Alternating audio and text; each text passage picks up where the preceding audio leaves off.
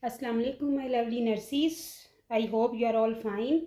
So today our topic is diabetic insipidus. Diabetic insipidus. So what is diabetic insipidus? Insufficient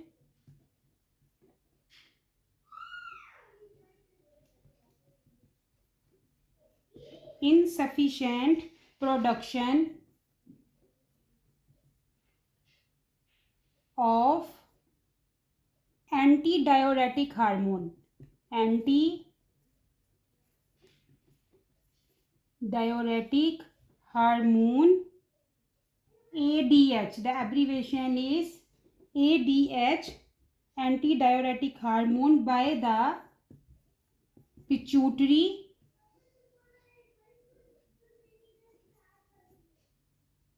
gland, or a lack of response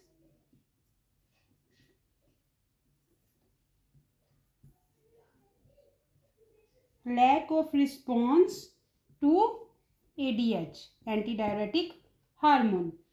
So definition is insufficient production of antidiuretic hormone ADH by the pituitary gland, or a lack of response to antidiuretic hormone. So keep in your mind that the diabetes insipidus is not related to diabetes mellitus in terms of the role of the pancreas. So the diabetes insipidus has no any relation with the the mellitus or the pancreas. They just give this name diabetes due to similar symptoms. The diabetes mellitus and the diabetes insipidus, mostly symptoms are same.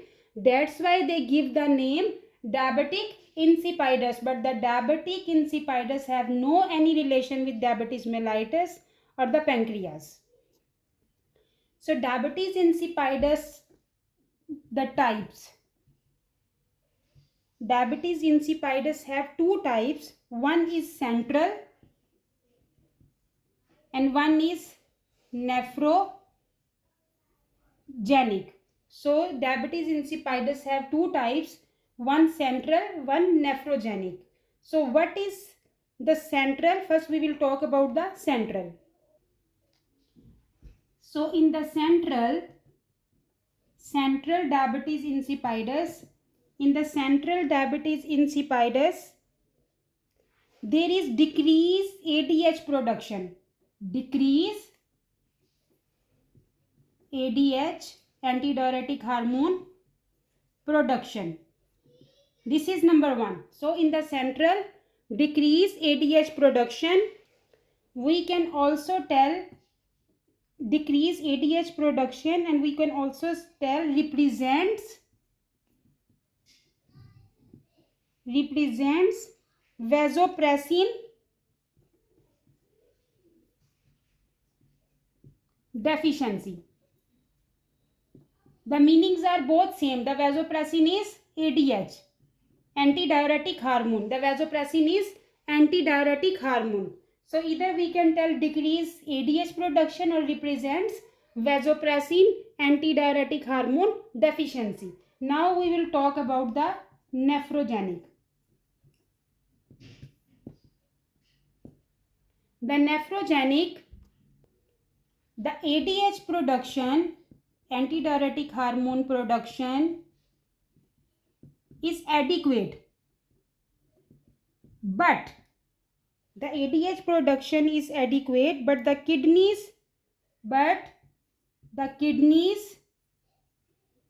do not respond appropriately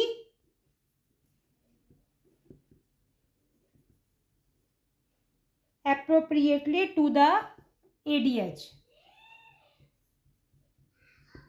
So in the central, decrease antidiuretic hormone production, the vasopressin, and in the nephrogenic, the vasopressin antidiuretic hormone production is adequate, but the kidneys do not respond appropriately to the ADH. The kidneys cannot respond properly to the antidiuretic hormone.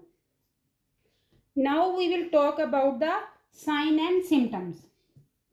What is the sign and symptoms of diabetes insipidus?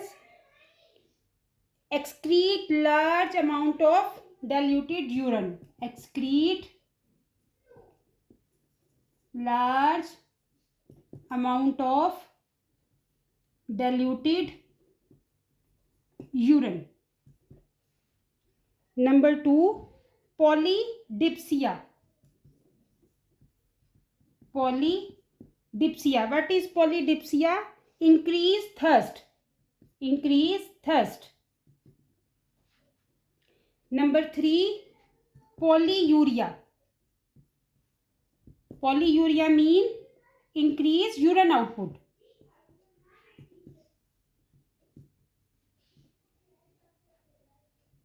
Number 4, dehydration.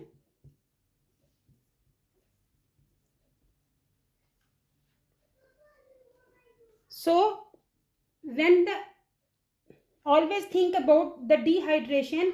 When dehydration will come, what will happen in the dehydration? In the dehydration, heart rate will increase, hypotension, all dehydration sign symptoms will come. Dry mucous membrane. When patient is coming in the emergency with dehydration, this is the normal things. Insomnia. Why insomnia patient will have? Because polyuria, patient is again the bladder is filling up, so it's difficult for the patient to sleep because again he is going to the toilet. So the insomnia. The insomnia is related to the nocturia, the polyuria. The urine is again coming. Muscles pain and weakness. Muscles pain and weakness.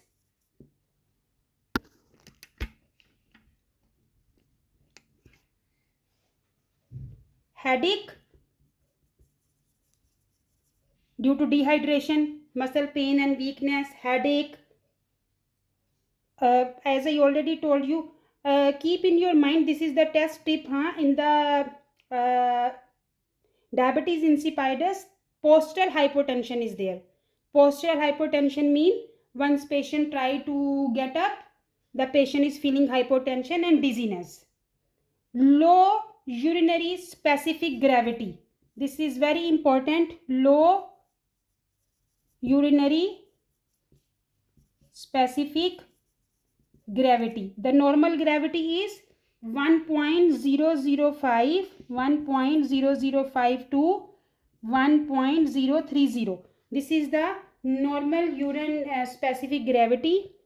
So in the diabetes insipidus, the gravity will be low. Now we will talk about the causes.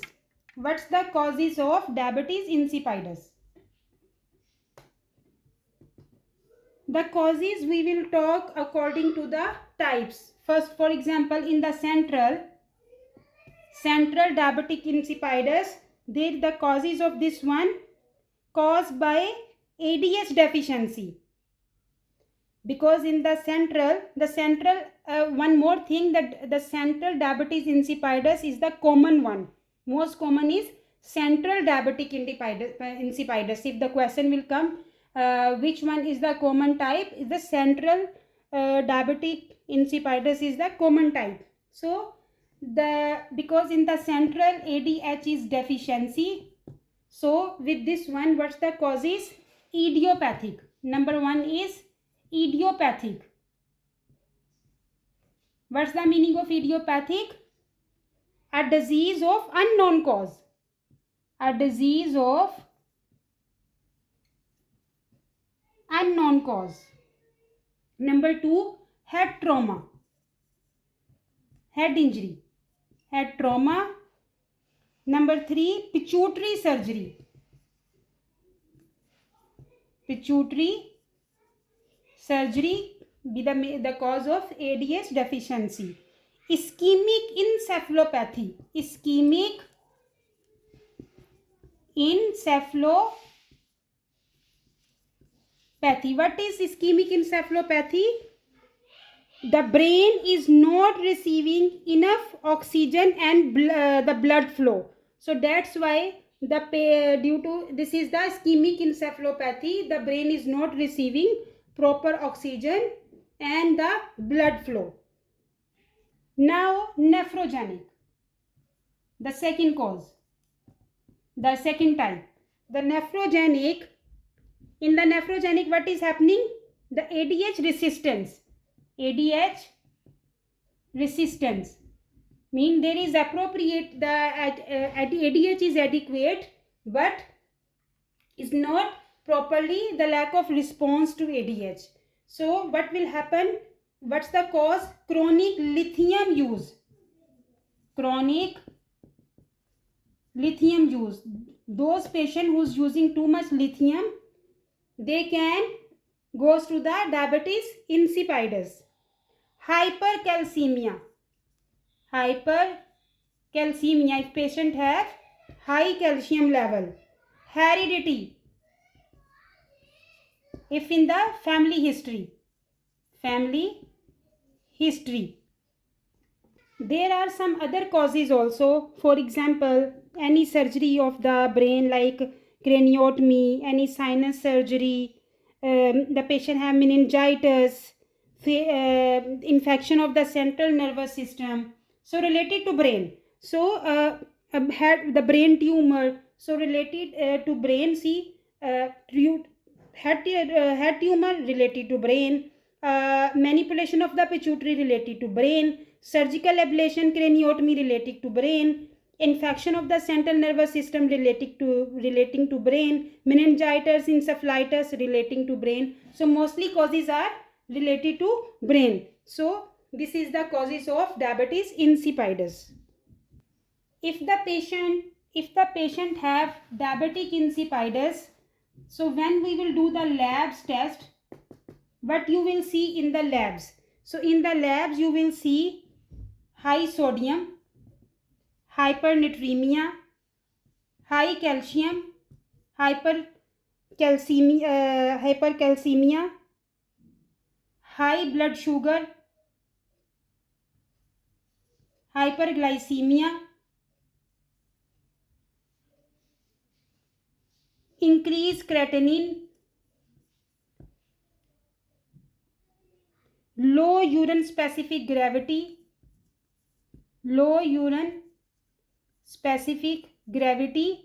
this is hypercalcemia, the calcium high. Then increase blood osmolality. So in the labs, hypernatremia, hypercalcemia, increased creatinine, low urine specific gravity, increased blood osmolality. So these all things you will notice in the laboratory changings. The treatment. What treatment we will give to the patient? So treatment is adequate fluids, because patient is have polyuria due to dehydration. All changings are coming, patient can go to the critical site, so we have to give adequate fluid, and the always IV hypotonic saline like 0.45% hypotonic saline. ADH replacement.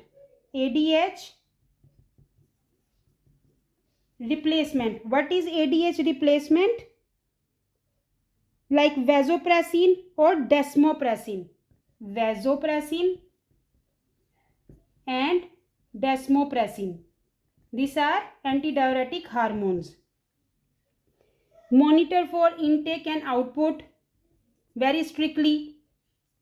Intake, output, daily weight, very important, because patient has dehydration, so we have to do daily weight.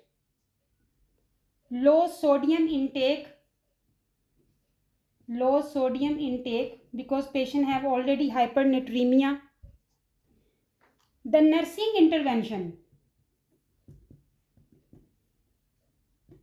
What is nursing intervention? So our intervention, vital signs, check vital signs properly, and neurological and cardiovascular status. Neurological and cardiovascular status. That is the nursing priority. Provide a safe environment. Why? Because patient have postural hypotension. So always assist the patient to move from the bed. Monitor electrolytes values.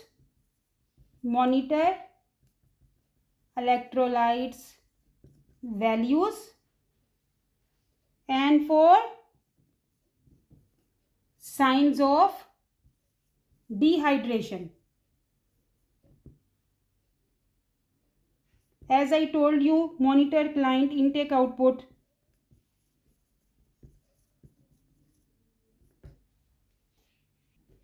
Instruct the patient to avoid food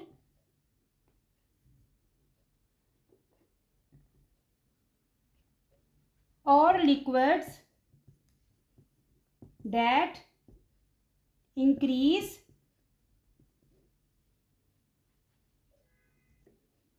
or produce diuresis. We will instruct the patient to avoid food or liquids that increase or produce diuresis. And instruct the patient in the administration of medication as prescribed. The desmopressin acetate may be administered subcutaneous injection, intravenous, intranasally or orally. So what we will do, watch for the signs of water intoxication indicating overtreatment. So we have to observe also the patient for the overtreatment. It will not, the toxicity of the medicine will not come. So this is the nursing priority to check the signs symptoms of the patient. If any toxicity symptoms is there, we have to inform the healthcare provider. Instruct the patient to wear a medic alert bracelet. This is very important in USA. So the medic alert bracelet should be wear. So for example, if patient will go anywhere, so the health management knows the patient have this diabetes insipidus, so they will treat accordingly. So this is the diabetic insipidus topic. So as I told you, diabetic insipidus don't have any relation to the diabetic mellitus, and the pancreas is the deficiency of the antidiuretic hormone, or maybe the antidiuretic hormone is adequate but failure to respond to this hormone. So this is the topic. I hope you like the lecture. If you like, please share, subscribe my channel, and take care your family. Allah Hafiz.